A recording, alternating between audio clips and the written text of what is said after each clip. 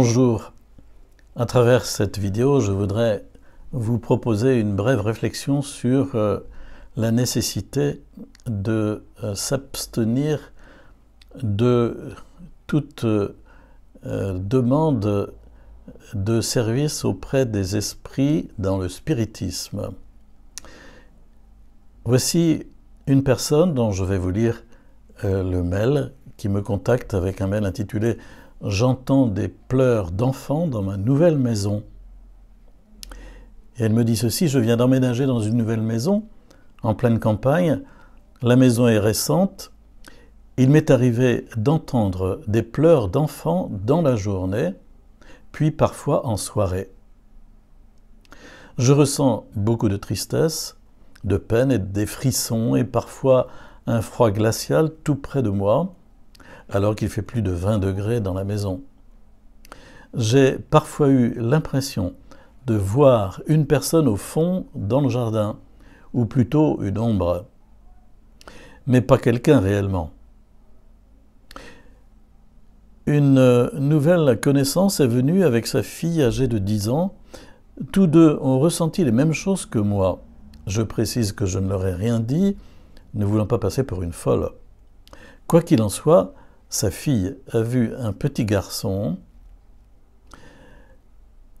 lui a parlé, il serait devant la lumière sans pouvoir y rentrer, il serait tombé de l'arbre, un sapin, et serait toujours présent dans le fond du jardin. Je pense à une âme égarée qui a besoin d'aide, de prière, pour qu'on l'aide à partir dans la lumière. Je ne veux plus entendre ces pleurs ni ressentir ce froid glacial chez moi.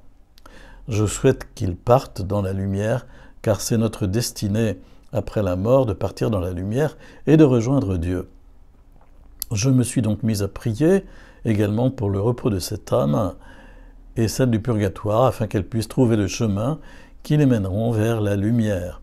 J'ai fait brûler de l'encens, je compte allumer une neuvaine et prier et redoubler de prière. Je prie de Notre Père, je vous salue Marie. Est-ce suffisant? Merci pour votre réponse. Alors vous voyez, cette personne qui est aux prises avec des perceptions qui sont abusées d'une certaine façon, puisqu'elle entend des choses tout à fait bizarres, qui n'existent probablement pas, mais qui dénotent qu'elle est certainement parasitée, qu'elle a certainement ouvert des portes qui permettent aux esprits de produire ces perceptions abusées. Donc je lui ai répondu ceci dans un premier temps.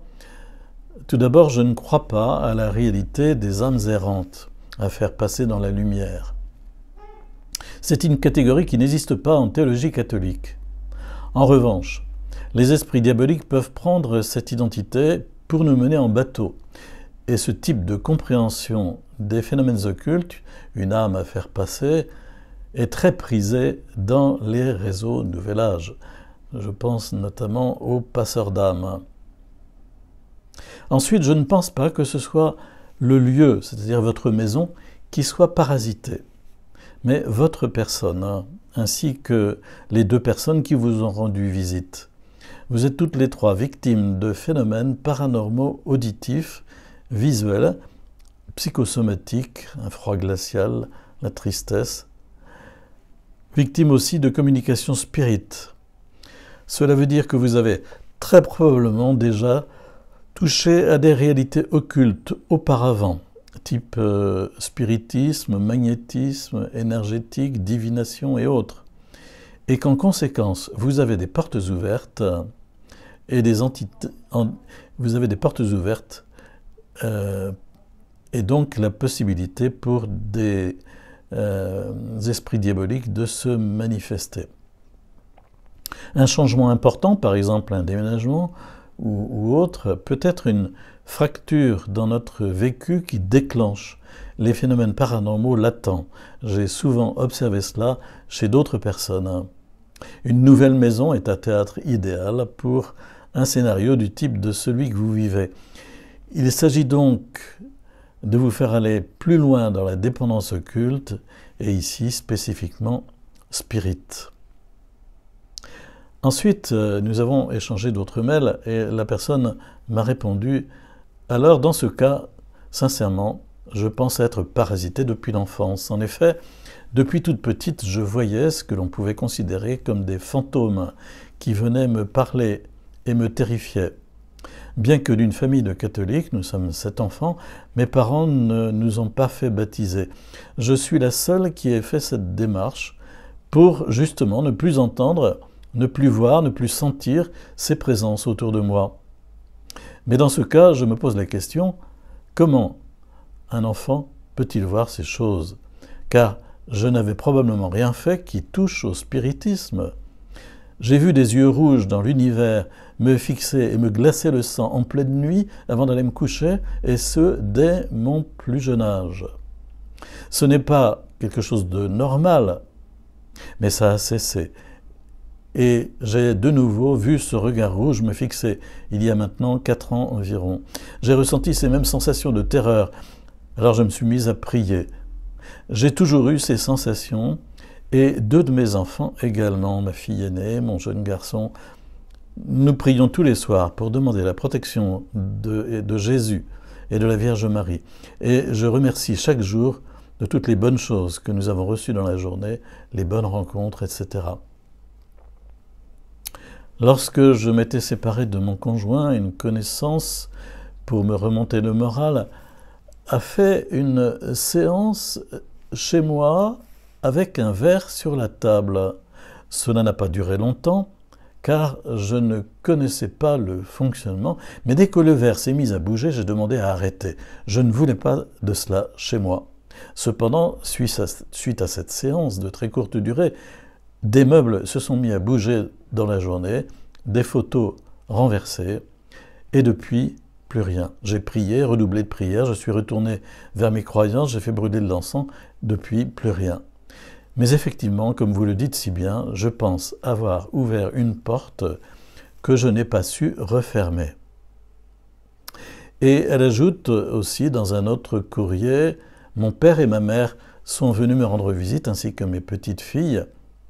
Ma petite fille était très perturbée. En effet, je l'ai emmenée au fond du jardin, près des balançoires et du toboggan. Tout se passait bien jusqu'à ce que je voie dans ses yeux la peur, la panique indescriptible, comme si elle venait me voir, elle venait de voir quelque chose qui la terrifiait, en pleine journée. Je me suis rapproché d'elle, et elle est tombée violemment de la balançoire comme si quelqu'un l'avait projetée vers l'avant. C'est une balançoire à 2 avec une barre au milieu, et il est vraiment difficile d'en descendre, et surtout quasiment impossible d'en tomber seule. Elle était également terrorisée le soir en allant s'endormir, et elle s'agrippait à moi en me disant que le petit garçon lui faisait peur. Elle me montrait le mur vide. Tous les soirs, nous faisons la prière et finissions par le « Je vous salue Marie » et je demandais à Marie de veiller sur mes petites filles afin qu'elles puissent s'endormir paisiblement. Je pense que ma petite fille de 3 ans et demi est également parasitée, me dit-elle. Quant à mon père, la nuit, il a bien entendu des pleurs d'enfants. La porte de sa chambre s'est entr'ouverte, puis refermée. Ensuite, il a entendu un râlement dans ses oreilles, comme si un enfant pleurnichait. Puis des pas tout autour qui semblaient marcher dans la chambre pour se mettre dans l'angle. Puis des piétinements et des pleurnichements pendant plusieurs heures.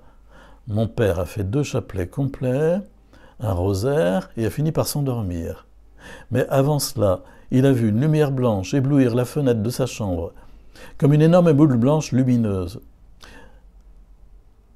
Mon père ne fait que prier, s'en remet à Dieu, il n'a pas de formule de guérison, il n'impose pas les mains, il se sert de son pendule, dit-elle. Il se sert de son pendule en fin de séance et demande à son saint de lui venir en aide. Saint André. Son pendule signe par la croix de Saint André à la fin de chaque prière et ou de chaque chapelet. D'autre part, j'ai également vu la porte de ma chambre s'entr'ouvrir et se refermer, sentir un froid glacial derrière moi et entendu un râlement plaintif dans mes oreilles assez fort. Mon conjoint, avant de se faire opérer prochainement, je pensais qu'il se plaignait. Et en fait, non, rien du tout. Il était réveillé, il n'avait rien entendu. Ensuite, j'ai également entendu des pas dans la chambre, puis je me suis mise à prier, et plus rien. Suite à ces événements, je vous avoue que j'ai du mal à trouver le sommeil et mon fils également. Quant à mon père, je ne pense pas qu'il soit prêt à faire le même chemin que moi pour le moment. Il pratique son pendule depuis peu, 4-5 ans maximum, et je ne pense pas qu'il soit conscient que les portes qu'il ouvre ne se referment pas comme cela.